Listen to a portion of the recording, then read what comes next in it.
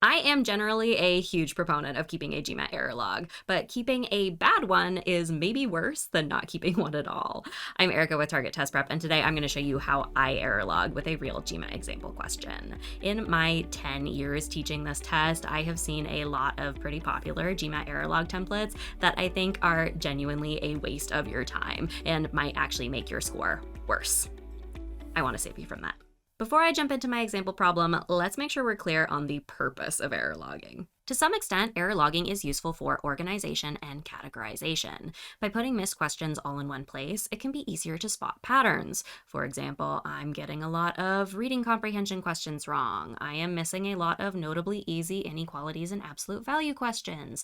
I'm spending too much time on word problems or answering too quickly on number properties. And if you have content-specific weaknesses, this can be super helpful with identifying them and targeting your study to address them, which is great.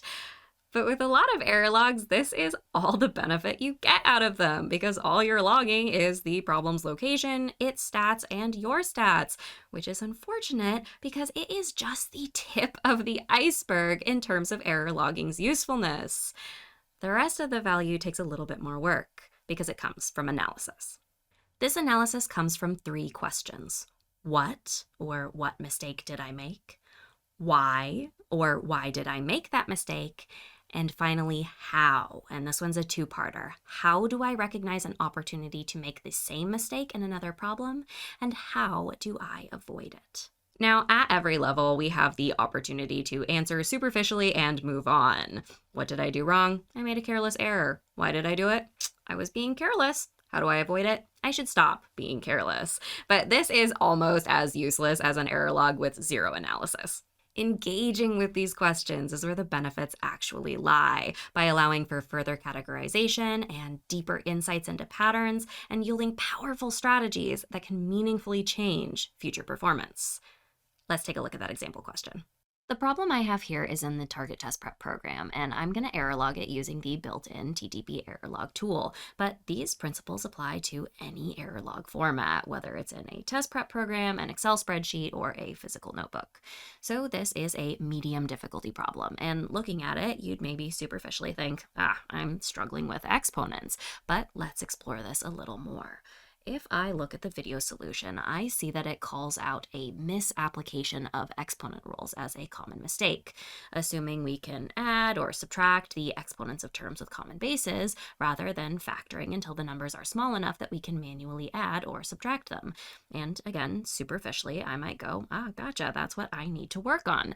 But that's not what I did. So I look at it step by step. I see, okay, we factor out a GCF, or greatest common factor, of 2 to the 10 on top. That's what I did. Except, wait, hold on. I only have a 2 to the 1 plus 2 to the 2 in my parentheses.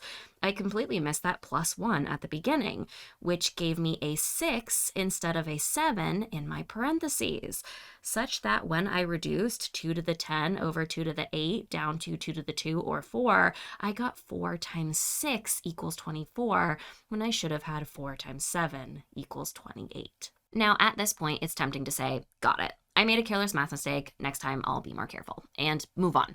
But let's fight that urge. Why was I missing that plus 1? Well, when I factored 2 to the 10 out of 2 to the 11 and 2 to the 12, I knew it left 2 to the 1 and 2 to the 2 behind.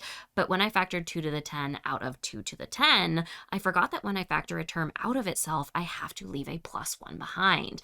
Maybe this is something I do frequently. If so, this is what I need to practice, remembering to leave a plus 1 behind when factoring a term out of itself. So not really an exponent issue, but rather an issue with factoring out GCF. I wouldn't have realized that without this process. All right, but maybe this isn't something I do frequently. I'm usually pretty good at remembering my plus 1s. Okay, well, why didn't I do it here? Well, maybe I got extra confused on this problem because terms are usually in descending order from largest to smallest, leaving the smallest term, the one that typically leaves behind a +1, at the end. In this problem, the terms are in ascending order, meaning that the +1 is at the beginning. Maybe my usual process involves checking for a +1 at the end, which would, of course, fail in a problem like this one. In that case, I need to devise a new process that supports a wider variety of problem formats. So my problem wasn't exponents, but it also wasn't really conceptual understanding of factoring out GCF. It's more a process and strategy issue with executing factoring out GCF. Okay, at this point, I have a good understanding of my mistake, so I can start error logging. The TTP error log tool prompts me with, why do I think I chose this answer? I pick, I made a careless math mistake. This will help me later in identifying whether careless math mistakes in general are a pattern for me. But I'm not done. Now I move on to the learning journal, which is where I'll explore my questions further. So I know what I did. I made a careless math mistake. Why did I do that? Well, I neglected to leave behind a +1 when factoring a term out of itself, and I got confused because the terms were not in descending order. Okay, how can I identify a problem where I can make this mistake again? Well, it won't necessarily be an exponent problem. It could be any problem with GCF factoring. It can involve variables, factorials, etc. It will involve factoring a term from itself, and it may specifically involve terms that aren't presented in a classic descending order. All right, once I've identified that I'm dealing with a similar scenario, how do I avoid making this mistake? Well, maybe as I factor, I'll make a point to touch the term I'm factoring with my pen before writing down the new factored term as a physical reminder that each term needs a corresponding factored term. And after I'm done factoring, I'll count my terms to make sure that I have the right number. Here I had 2, but a quick check would have told me I needed 3, allowing me to fix my mistake. I now have a much better understanding of the actual issue I had in this problem and how to fix it than I would have otherwise. And on top of that, I have extremely detailed strategy-oriented notes that I can review in later sessions to ensure I don't continue to make the same mistakes. Now, a lot of people see this process in action and they go, this is going to take so long. I'm not going to be able to do as many problems. To which I say, good. You shouldn't be doing more problems if you're just going to make the same mistakes. You need to fix them by way of error logging first. I would rather you do 90% fewer problems and actually genuinely learn from each one. A good rule of thumb is to spend as much time error logging and reviewing as you do actually practicing the problems.